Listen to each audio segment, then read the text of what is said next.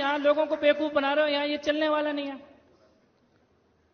अपने 5 बंदे इकट्ठे करके उधर तू फिलिस्तीन फिलिस्तीन फिलिस्तीन, तो फिलिस्तीन तो खत्म, उसकी एक्सपायरी डेट उसी दिन पक्की हो गई थी जिस दिन इजराइल पे हमला हुआ था। फिलिस्तीन की नहीं, लेकिन उसके आतंकवादियों की तो निश्चित हो गई थी। मैं ये कहना चाहता हूं यहां बैठे सभी लोगों से, जो इजराइल में हुआ क्या भारत में नहीं हुआ? भारत ने नहीं देखा वैसा हमला? कसाब आया था, क्या था वो दिन? मुंबई में कोई होटल में बैठा है, कोई रेस्टोरेंट में बैठा है, कोई स्टेशन पे है, वो सबको मार रहे, आंख मूंद के मार रहे। एग्जैक्टली वही हमला था जो हमास ने इजराइल में किया, वही भारत में हुआ। और एक बार नहीं हुआ, ये दिल्ली के कनॉट प्लेस में हुआ, लाजपत नगर में हुआ, सरोजनी नगर में हुआ, घंटाघर में हुआ, मुंबई में हुआ, पुणे जर्मनी बेकरी में हुआ, हैदराबाद की गलियों में हुआ, बेंगलोर की गलियों में हुआ, संकट मोचन हनुमान मंदिर, सब जगह हुआ। और हमारे देश में तो क्या हो गया था, वो बस में लिखा होता था अपनी सीट के नीचे देखिए कोई भी लवारिस वस्तु बम हो सकती है। तो तेरे प्रधानमंत्री की सीट के नीचे क्यों नहीं हो सकती थी? हमारे बच्चों की सीट के नीचे ही होती थी बस लवारिस वस्तु बम। आज क्यों नहीं हो रहा? वही सेना, वही पुलिस, वही एजेंसी, वही रॉ, वही गुप्तचर, वही सारा सिस्टम है, खाली एक नेतृत्व बदल गया। आज करके दिखा दे कोई दिल्ली में, मुंबई में, पुणे में।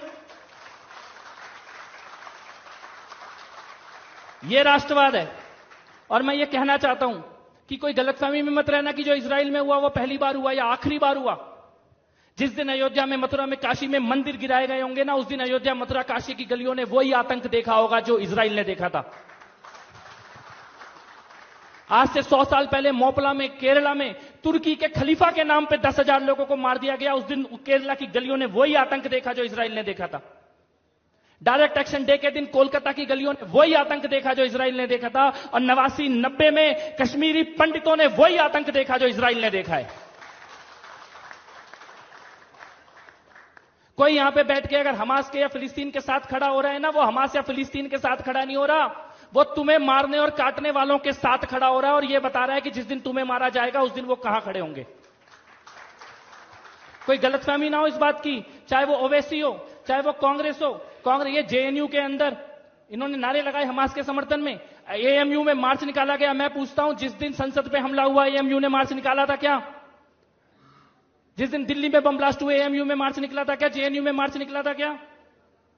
कांग्रेस पार्टी ने कुर्ते फाड़े थे क्या? यानी देश के अंदर आतंकवादी हमले हुए तो इन्होंने कोई मार्च नहीं निकाला, किसी ने जेएनयू में, किसी ने एएमयू में, कोई वामपंथी, कोई कम्युनिस्ट नहीं निकला। लेकिन वो गजा में, वो फिलिस्तीन में आता, इजराइल बदला ले रहा है तो तुम्हारे कुर्ते फट रहे हैं। किसके सगे हो? किसके सगे हो? किसके साथ खड़े हो? लेकिन ऐसा नहीं है कि देश इस चीज को देख नहीं रहा, देश इस चीज को देख भी रहा है और देश इस चीज को समझ भी रहा है। इजराइल और हमास की जो लड़ाई है वो आज की लड़ाई नहीं है, और वो दो देशों की लड़ाई नहीं है, वो सभ्यता की लड़ाई है, वो मानवता की और राक्षसों के बीच की लड़ाई है। और भारत पहले भी मानवता के साथ खड़ा था और आगे भी मानवता के साथ खड़ा होगा। लेकिन कपिल जी